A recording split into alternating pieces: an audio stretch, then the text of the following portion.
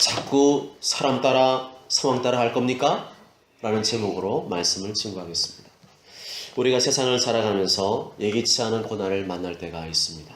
문제는 그러한 고난을 이길 만한 힘이 있으면 상관이 없는데, 그러한 고난을 이길 만한 힘이 없을 때 여러분은 어떠한 선택을 하고 계십니까?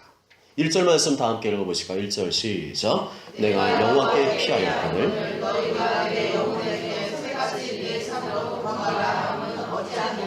아멘. 오늘 시편을 기록한 다윗은 생존의 위협을 느끼고 있었습니다. 이렇게 살다가는 굶어 죽겠다는 생각, 이대로 살다가는 망할 수밖에 없다는 절망적인 생각이 엄습해오는 상황 중에 있었습니다. 그러한 상황이 구체적으로 2절에 묘사되어 있습니다. 2절 다 함께 읽겠습니다. 시작. 악인이 활을 당기고 화살을 시위에 머무며 마음이 바른 자를 어둠 데서 쏘려하는구나. 아멘. 화살을 시위에 먹였다는 말은 총으로 치면은 실탄을 장전하고 방아쇠를 당기기 직전의 상황이라는 표현입니다. 마치 저격수가 어두운 곳에 숨어서 자신의 심장을 정조준하고 있는 그런 상황이었다는 것입니다.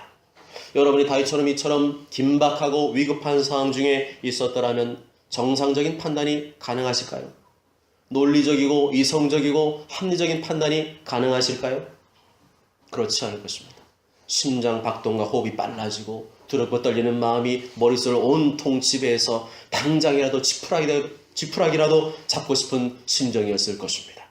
그 누구의 좋은 말이나 위로의 말도 사치스럽게 들렸을 것입니다. 당장 나에게 실제적인 도움을 주는 사람만을 바랬을 것입니다. 그럴 때 다윗은 어느 쪽을 택하였습니까? 내가 여호와께 피하였거늘. 내가 여호와께 피하였거늘. 다윗은 많은 사람들의 예상을 깨고 놀랍게도 하나님을 택하였습니다. 하나님을 나의 피난처로 택하였습니다. 내가 여호와께 피하였거늘. 다윗은 좋은 쪽을 택하였습니다. 가장 좋은 쪽을 택하였습니다. 당장에 숨통이 트이는 쪽이 아니라, 당장에 문제가 해결되는 쪽이 아니라 하나님의 말씀이 지지하는 쪽을 택하였습니다. 다윗은 언제나 그러한 선택을 했습니다. 가장 이성적이고 합리적이고 논리적인 선택이 아니라 하나님께서 기뻐하시는 쪽을 택하였습니다. 시편 18편 2절에 여호와는 나의 반석이시오 나의 요새이시오 나를 건지시는 이시오 나의 하나님이시오 내가 그 안에 피할 나의 바위시오 나의 방패이시오 나의 구원의 뿌리시오 나의 산성이시오다. 다윗에게는 하나님만이 절대였습니다. 하나님만이 전부였습니다. 입으로만 그렇게 고백한 것이 아니라 실제로 그러했습니다.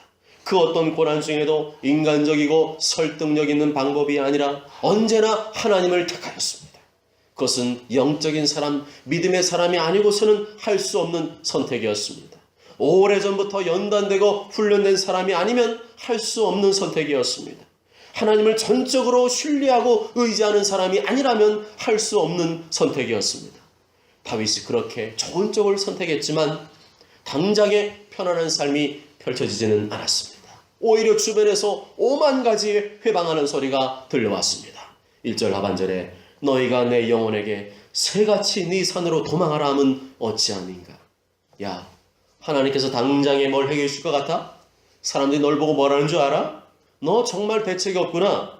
너 세상 물정 몰라도 너무 모르는구나. 너 그래가지고 밥 빌어 먹고 살겠어? 믿음도 좋지만 정도껏 해라. 다윗의 생각과 주변 사람들의 생각은 너무나 달랐습니다. 다윗은 하나님인 자신의 피난처라고 확신했지만 주변 사람들은 그런 다윗을 향해 조롱하고 비난했습니다. 다윗은 바르고 좋은 선택을 했지만 아무도 그를 지지하거나 이해해주지 않았습니다. 다윗도 사람이기 때문에 그러한 소리를 들으면서 마음이 흔들렸을 것입니다. 다윗의 내면에서도 정말 내가 올바른 선택을 하고 있는 것일까? 내가 너무 바보 같지 않은가? 라는 그러한 의구심과 두려움이 일어났을 것입니다.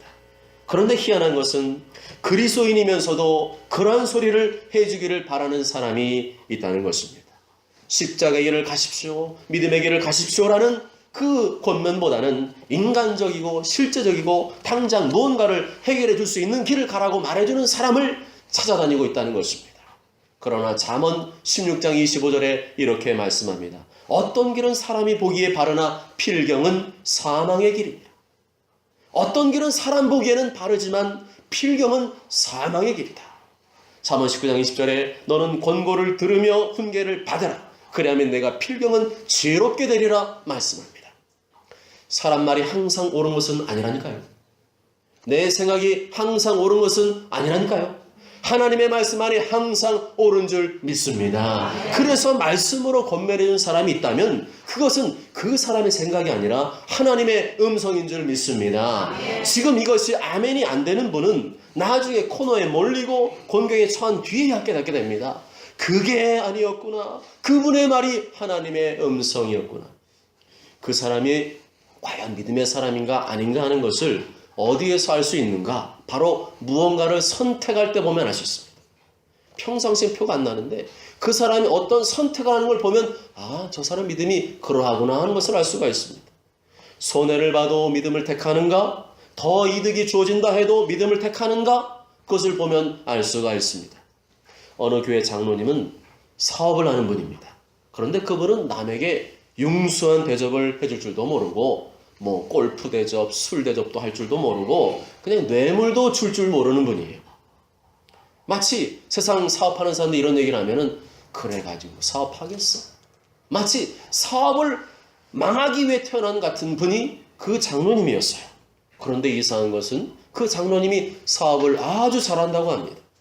남들 보기에는 고지식하고 깝깝해 보이지만 그래가지고 무슨 사업을 하느냐고 비난의 소리도 듣지만 장로님은 도리어 큰 소리치며 사업을 한다고 합니다.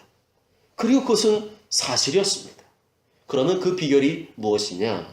그것은 정직과 성실 그리고 욕심을 부리지 않는 것이었습니다. 장로님은 문제가 생겼을 때 그것을 기회로 생각했습니다. 고객이 상품에 만족하지 않을 경우에 과감하게 돈을 포기하고 고객이 만족할 때까지 상품을 다시 만들어 주었습니다. 일본으로부터 10,000개의 제품을 주문받았을 때에도 만족할 때까지 28,000개의 제품을 만들었다고 합니다. 그렇게 되면 엄청난 손해를 보는 것은 당연한 일이죠. 그러나 장로님은 길게 보면 그것이 손해가 아니라고 말했습니다. 첫째, 그 과정을 통해 기술이 발전하고 공장에서 생산되는 물건의 품질이 향상되고 둘째, 고객들로부터 돈을 주고도 살 수 없는 신용을 얻게 된다는 것입니다. 이것이 어려운 경기에도 호황을 누리는 아주 간단하지만 확실한 비결이었습니다. 그렇습니다. 남들로부터 바보라는 소리를 들어도 괜찮습니다. 그래가지고 무슨 이유를 안 된다는 소리를 들어도 괜찮습니다. 장로님처럼 하나님을 의식하면 됩니다. 하나님을 의식하면 됩니다. 하나님께서 기뻐하시는 쪽을 택하면 하나님께서 도와주시는 줄 믿습니다. 산으로 도망하라는 말은 내가 여호와께 피하였거늘 이라는 말과 정반대의 말입니다. 여기서 말하는 산은 높은 곳을 말하죠. 높은 곳에 올라가면 적의 동태를 다 살필 수가 있습니다. 이 산이란 말은 나에게 안전을 보장해 줄 것 같은 그러한 곳을 의미합니다. 지금으로 치면 부모나 친구, 가족, 지인들과 같이 나를 도와줄 만한 사람, 당장 돈을 벌 수 있는 그 어떤 직장, 직업, 은행, 돈을 빌려줄 수 있는 곳, 투자처 이런 것들을 의미하겠죠. 다윗의 주변 사람들이 산으로 도망하라 조언한 것은 비겁한 행동이라기보다는 현실적인 대안이었습니다. 합리적인 생각이었습니다. 다윗을 죽이려고 하는 소리가 아니라 다윗을 위해서 하는 소리였을 것입니다. 특히나 다윗은 지금 매우 큰 공경에 빠져 있었습니다. 누군가가 도와주기를 간절히 바라는 상황이었습니다. 누군가가 나를 도와줄 수만 있다면 무슨 수를 써서라도 그를 도와줄 수 있는 상황이었습니다. 그러나 그 속에 마귀의 시험과 속임수가 있습니다. 이 돌돌로 떡덩이가 되게 해봐. 너 아주 배부를 거야. 성전 꼭대 뛰어내려봐. 너는 스타가 될 거야. 나에게 한 번만 엎드려 경배해봐. 너에게 이 모든 것을 줄 거야. 마귀는 누구를 위해서 말하고 있을까요? 나를 위해서 말하고 있는 거예요. 내가 배부르고 내가 스타가 되고 내가 이 모든 것을 소유하도록 말해줍니다. 얼마나 고맙고 감사한 일입니까? 그러나 그 끝이 무엇인가를 봐야 됩니다. 나의 이기적인 욕심과 욕망을 자극하여 결국에는 내 인생을 어떻게 하려고 하는 것입니까? 믿음의 길을 가지 못하게 합니다. 순종의 길을 가지 못하게 합니다. 하나님의 뜻을 거역하게 만듭니다. 결국에는 망하게 하고 택한 자도 미혹하여 지옥으로 이끌고 가려고 하는 것입니다. 이런 상황 속에서 여러분은 어떤 선택을 하십니까? 그렇게 목사가 말하고 알려주어도 대부분은 어디로 가는 것 같아요? 하나님께로 가는 것이 아니라 산으로 도망가더라고요. 당장 나에게 현실적인 도움과 유익을 줄 수 있는 쪽을 택합니다. 예수님의 제자들처럼 예수님이 자기에게 이득이 안 된다고 하니까 그 즉시 예수님 버리고 도망갔던 것처럼 그렇게 살아가는 성도님들을 많이 보았습니다. 나! 그러나 그것은 믿음이 없는 사람들도 얼마든지 할 수 있는 선택입니다. 깊게 생각하지 않아도 얼마든지 할 수 있는 선택입니다. 살았다는 이름은 가졌으나 실상은 죽은 믿음을 가진 자들의 선택인 것입니다. 다윗은 하나님을 택하였습니다. 나에게 당장의 현실적인 도움과 유익이 없더라도 하나님이 기뻐하시는 쪽을 택하였습니다. 많은 사람이 지지하는 쪽이 아니라 하나님의 말씀이 지지하는 쪽을 택한 줄 믿습니다. 사람이 아니라 말씀이 지지하는 쪽을 택하시기 바랍니다. 상황이 아니라 말씀이 지지하는 쪽을 택하시기 바랍니다. 그러면 사람들로부터 좋은 소리를 듣는 것이 아니라 별의별 소리를 다 들을 겁니다. 안 좋은 소리 들을 겁니다. 그러나 그것이 믿음인 줄 믿습니다. 그것이 믿음입니다. 나에게 손해가 없고 유리한 쪽을 택하는 것이 아니라 다른 사람들이 알아주고 동의해주는 쪽이 아니라 하나님께서 기뻐하시는 쪽을 택하는 것이 믿음인 줄 믿습니다. 우리의 믿음의 근원, 복의 근원 아브라함이 그랬습니다. 어느 날 하나님께서 100세 얻은 아들을 번제물로 바치라고 명령하셨습니다. 번제는 불로 태워서 하나님께 드리는 제사를 말하죠. 아브라함은 만일에 자기 이성적이고 합리적인 선택을 했더라면 순종할 수 없었을 겁니다. 그렇게 해서 나에게 무슨 이득이 있을까? 우리 아들 죽는데 이거 손해잖아. 했더라면 순종할 수 없었을 겁니다. 주변 사람들에게 100세 얻은 아들을 하나님께 바치러 모리아산으로 간다고 말했더라면 저런 정신 나간 인간, 또라이 아니야? 망령된 인간, 미친노인네 라고 했을 것입니다. 그런 소리를 들을만 했습니다. 100세에 낳은 아들이고 하나밖에 없는 아들이고 가장 이상해서 사랑하는 아들이었기 때문입니다. 그런데 그 아들을 하나님께 바치겠다고 하니 누가 하나님과 아브라함을 이해해 줄 수 있었겠습니까? 그런데 더 놀라운 것은 그 아들 이삭이었습니다. 아버지가 믿음의 길을 택하니까 아들도 믿음의 길을 택했습니다. 아브라함이 하나님을 신뢰하자 이삭도 하나님과 그 아버지를 신뢰하였습니다. 이러한 관계가 주님 보시기에 가장 바람직한 신앙의 전수인 줄 믿습니다. 평상시에 부모가 자녀들에게 신뢰감을 주지 못하면 자녀들은 부모의 말을 듣지 않습니다. 부모의 길을 따라가지 않습니다. 아무리 성경 말씀에 그렇잖아 라고 가르쳐도 부모가 순종의 삶을 살지 않으면 자녀들도 순종하지 않습니다. 여러분의 행동이 중요한 줄 믿습니다. 여러분의 선택이 중요한 줄 믿습니다. 평상시에 보여준 여러분의 말과 행동과 선택이 자녀들이 중요한 순간에 무언가를 선택하는 기준이 되는 것입니다. 자녀들은 배운 대로 하는 것이 아니라 보고 들은 대로 한다는 사실을 잊지 마시기 바랍니다. 자녀들이 믿음의 길을 택하는 것이 아니라 자꾸만 엉뚱한 길, 자기에게 유리한 쪽, 득이 되는 쪽만 선택하고 있다면 그 책임은 1차적으로 부모에게 있습니다.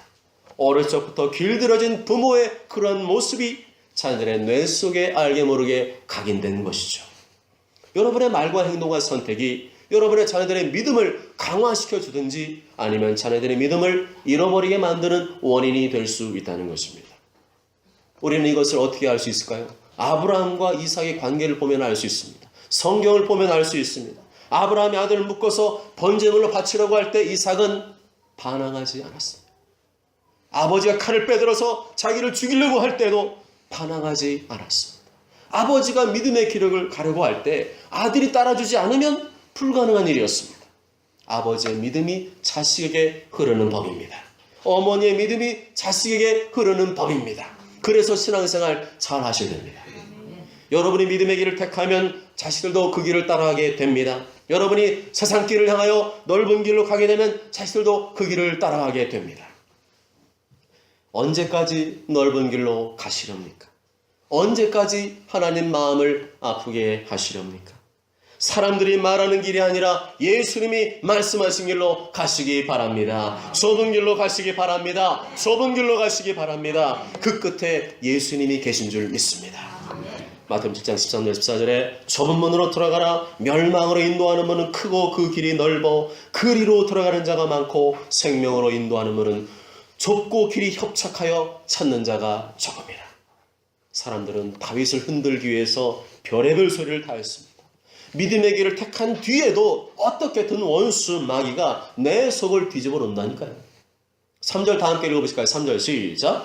터가 무너지면 의인이 무엇을 하랴. 터가 무너지면 의인이 무엇을 하랴. 터가 무너진다는 말은 기초가 무너진다는 말입니다. 그래, 너 믿음 좋아. 너 믿음 좋은 거 다 알아. 네 팔뚝 굵다. 그런데 아무리 네가 믿음 좋고 의인으로 살아도 터가 무너지면 아무 쓸모 없다는 거 알아? 터가 무너지는 판에, 삶의 기초가 무너진 판에 고상하게 믿음을 지키는 게 도대체 무슨 의미가 있지? 사람들은 다윗이 세상 물정에 모른다는 소리를 한다고 빈정거렸습니다. 그 소리를 듣는 다윗, 잠시는 흔들렸겠지만 흔들리지 않았습니다.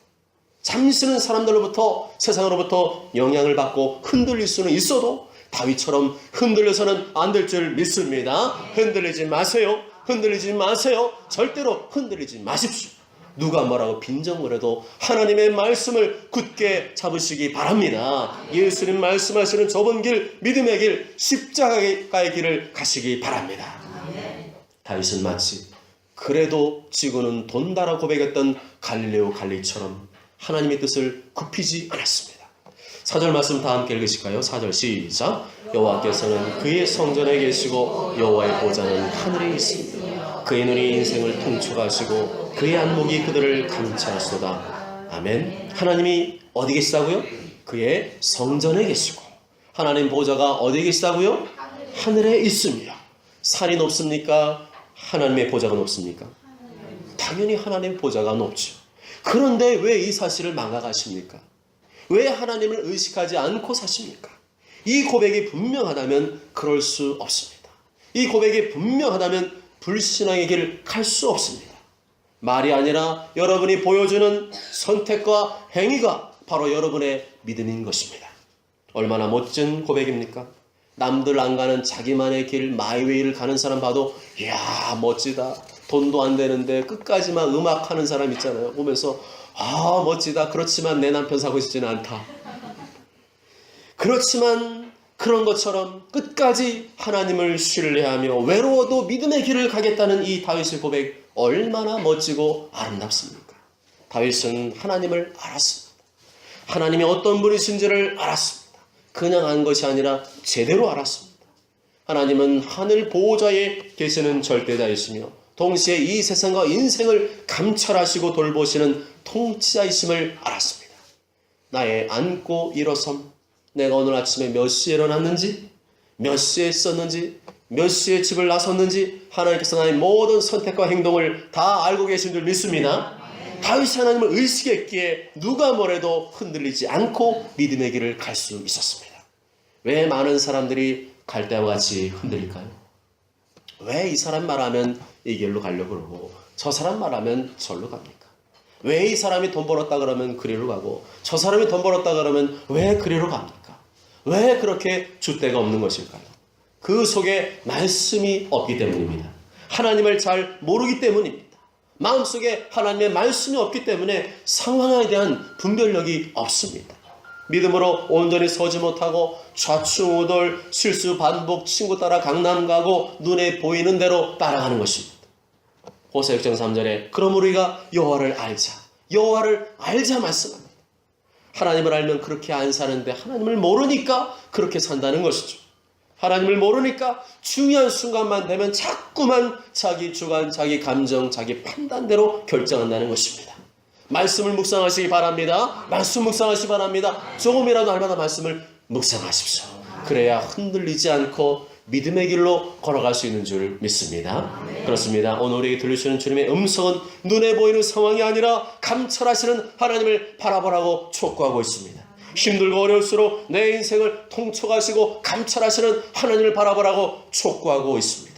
왜냐? 악한 사람들과 불신의 사람들이 그리고 두렵고 혼란스러운 상황들이 우리의 마음을 괴롭힐지라도 결국에는 감찰하시는 하나님께서 모든 것을 감찰하시고 정확히 판결하시고 도와주실 것이기 때문인 줄 믿습니다. 우리는 이것을 확신해야 됩니다. 확신해야 됩니다. 우리는 예수님을 두려워야 됩니다. 하나님을 두려워야 됩니다. 사람을 두려워하고 환경을 두려워할 것이 아니라 장차 온 세상을 심판하실 예수 그리스도를 두려워야 될 줄로 믿습니다. 마태복음 10장 28절에 몸은 죽여도 영혼은 능히 죽이지 못하는 자들을 두려워하지 말고 오직 몸과 영혼을 능히 지옥에 멸하실 수 있는 이를 두려워하라 말씀합니다. 5절 6절 다 함께 읽습니다. 5절 6절 시작. 여호와는 의인을 감찰하시고 악인과 폭력을 좋아하는 자를 마음에 미워하시도다.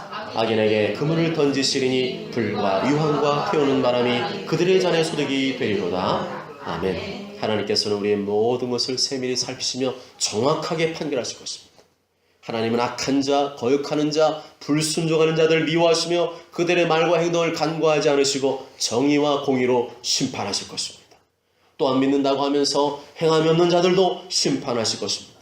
나 예수님 믿어요 하면서 자기 멋대로 산 사람들의 불신앙을 심판하실 것입니다. 왜요? 하나님은 우리의 행위를 보고 그 믿음을 평가하시기 때문입니다. 계시록 2장 5절에 그러므로 어디서 떨어졌는지를 생각하고 회개하여 처음 행위를 가져라. 만일 그리하지 아니하고 회개하지 아니하면 내가 내게 가서 내 촛대를 그 자리에서 옮기리라. 뭘 보시겠다고요? 믿음을 보시는데 뭘 보고 그 믿음을 평가하신다고요? 행위를 보시겠다. 처음 행위를 하고 있는가? 처음 사랑 가지고 처음 행위로 살아가는가? 아니면 지지부진해가지고 느슨해져가지고 그렇게 미끄러진 신앙생활을 하고 있는가? 주님이 그 행위를 보시겠다. 이게 두려운 말씀이죠. 행위가 예전보다 나아질 줄 믿습니다. 예전보다 더 뜨거워질 줄 믿습니다. 주님은 그걸 원하십니다. 이 말씀 믿는다면 우리는 사람들 때문에 억울해할 필요도 없고 낙심하거나 좌절할 필요도 없습니다. 우리는 그저 주님께 피하면 됩니다. 우리는 그저 주님이 원하시는 길을 걸어가면 됩니다.